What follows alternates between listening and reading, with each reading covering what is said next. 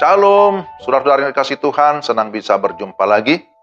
Dan saya sekali lagi berterima kasih kepada Tuhan dan juga kepada semua jemaat, kepada semua yang sudah mendengarkan renungan-renungan yang saya sampaikan selama bertahun-tahun.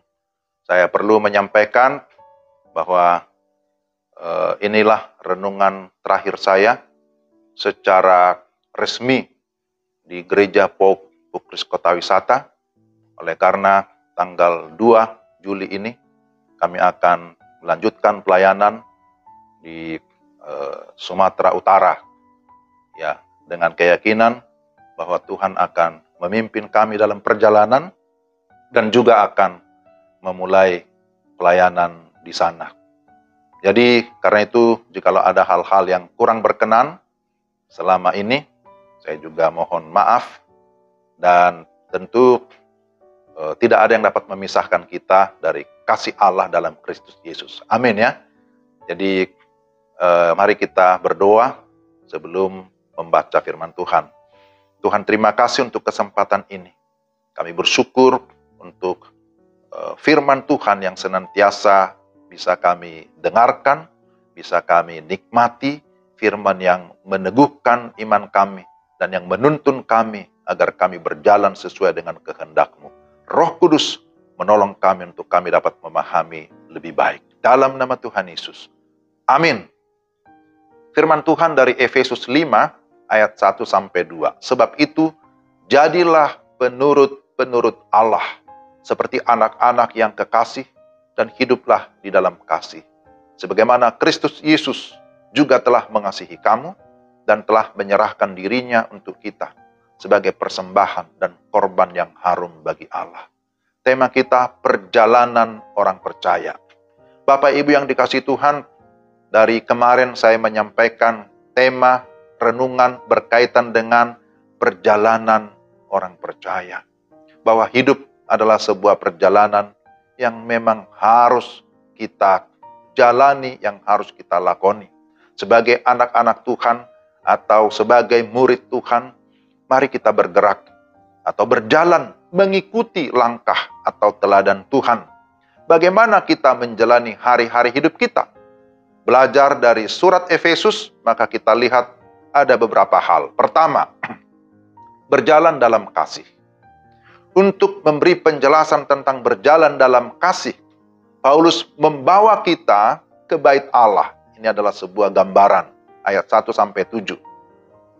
Dan mengingatkan kita akan pengorbanan Yesus. Bahwa Yesus menyerahkan dirinya sebagai korban yang harum bagi Allah untuk menggenapi tuntutan hukum Taurat. Semua dilakukan karena kasih. Dan kasih itulah penggenapan hukum Taurat. Jika kita berjalan dalam kasih, kehidupan kita akan meneladani Kristus. Menjadi persembahan yang hidup, yang kudus, yang berkenan kepada Allah. Menjadi keharuman bagi Tuhan. Ya, seperti Maria yang mengurapi Yesus dengan minyak narwastu. Menimbulkan keharuman bagi seisi rumah. Berjalan dalam kasih berarti mengasihi bukan hanya dengan perkataan, tetapi juga dengan perbuatan. Jadi inilah yang pertama. Perjalanan orang percaya, berjalan dalam kasih. Yang kedua, berjalan dalam terang. Hidup dalam terang akan menghasilkan buah rohani. Untuk itu Paulus membawa kita jalan-jalan ke ladang. Gambaran yang disebutkan dalam ayat 8-14.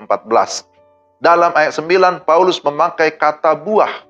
Di ladang kita dapat melihat dan menemukan buah berbagai pohon atau tanaman. Buah apa yang dapat dihasilkan dalam terang? Kebaikan, keadilan, dan kebenaran. Itulah buah terang. Jika kita berjalan dalam terang, kita tidak dapat bersekutu dengan kegelapan. Artinya kita terpisah atau sudah dipisahkan dari kegelapan. Ada kontras atau perbedaan antara anak-anak terang dan anak kegelapan. Kontras berarti berbeda. Tidak mirip, tidak abu-abu. Kita jelas berkata, lain dulu, lain sekarang. Dulu manusia lama, sekarang manusia baru. Dulu manusia dalam kegelapan, sekarang kita menjadi manusia terang. Ingat bahwa kegelapan itu sendiri tidak menghasilkan buah apa-apa. Maka marilah kita berjalan dalam terang. Yang ketiga, berjalan dalam hikmat. Selanjutnya Paulus membawa kita jalan-jalan ke pasar, ayat 15-17. Dan menasehati kita untuk menjadi seperti pedagang yang baik, yang tahu memanfaatkan kesempatan. Pergunakan waktu yang ada. Artinya tebuslah waktumu. Redeem your time. Konsep penebusan dari satu kata disebut dengan lutro, membawa kita kepada pasar budak zaman dahulu. Para pedagang harus hati-hati dalam jual beli. Jika kita tidak hati-hati, tidak berhikmat, maka mengalami kerugian yang besar. Bukan untung tapi buntung. Jadi harus putar otak, pakai akal budi. Jika kita hidup dalam hikmat, kita menggunakan kesempatan dengan bijaksana. Kita berhati-hati dalam perjalanan, tidak sembarang jalan atau asal jalan. Perjalanan kita haruslah sesuai dengan kehendak Tuhan, bukan sesuai dengan kehendakku. Kita harus mengakui bahwa kalau kita berjalan dalam hikmat, maka itulah kairos, itulah waktu Tuhan yang Tuhan sediakan bagi kita. Yang terakhir, yang keempat, berjalan dalam pimpinan Roh Kudus. Saudara, Rasul Paulus kemudian membawa kita kepada satu pemandangan, yaitu aula perjamuan, ayat 18-21. Dan belajar hidup dalam roh. Paulus menyebut, hendaklah kamu penuh dengan roh. Artinya tidak dikendalikan oleh hawa nafsu seperti alkohol. Orang mabuk kehilangan pengendalian diri. Sebaliknya Roh Kudus memberi kita kesadaran, pengendalian diri, penguasaan diri. Orang mabuk mengalami kebahagiaan buatan yang bersifat sementara. Sedangkan orang percaya mengalami sukacita sejati dari Tuhan. Orang mabuk melakukan hal-hal bodoh yang melukai orang lain dan mempermalukan diri sendiri. Tetapi orang percaya menolong orang lain dan hidup memuliakan Tuhan dengan mazmur, puji-pujian, dan nyanyian rohani. Orang mabuk tidak tahu mengucap syukur, tetapi orang yang dipenuhi Roh Kudus senantiasa bersyukur dan hidup dalam kerendahan hati. Jadi Bapak Ibu Saudara yang dikasihi Tuhan, mari kita terus berjalan di dalam kasih, berjalan di dalam terang, berjalan dalam hikmat, berjalan dalam pimpinan Roh Kudus. Maka saya percaya Tuhan akan menolong kita, memampukan kita melewati perjalanan sekalipun mungkin terjal, mungkin curam, ada pendakian, ada tantangan, tetapi pada akhirnya kita akan sampai ke tujuan karena kita tidak berjalan sendiri. Kita berjalan bersama dengan Tuhan. Dia adalah Allah Immanuel, Dia Allah yang beserta kita. Jadi dengan iman kita menolak jalan lain yang bukan dari Tuhan. Tetapi dengan iman kita mau dipimpin oleh Tuhan. Kemana Tuhan mau, kita mengikuti kehendaknya.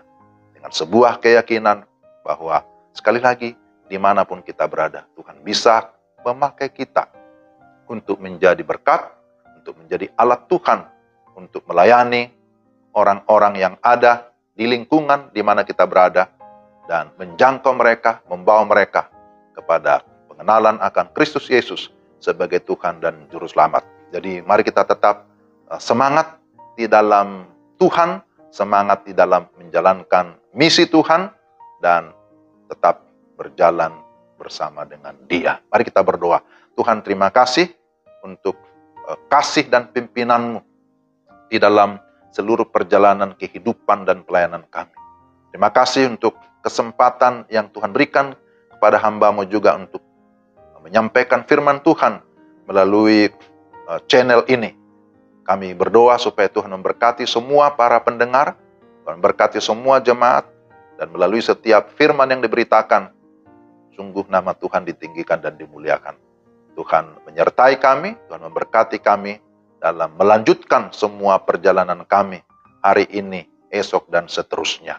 Dalam nama Tuhan Yesus kami berdoa dan bersyukur. Amin. Demikianlah renungan kita hari ini. Tuhan memberkati Bapak, Ibu, dan saudara sekalian. Sekali lagi, tetap semangat. Tuhan yang senantiasa berjalan bersama dengan kita. Shalom.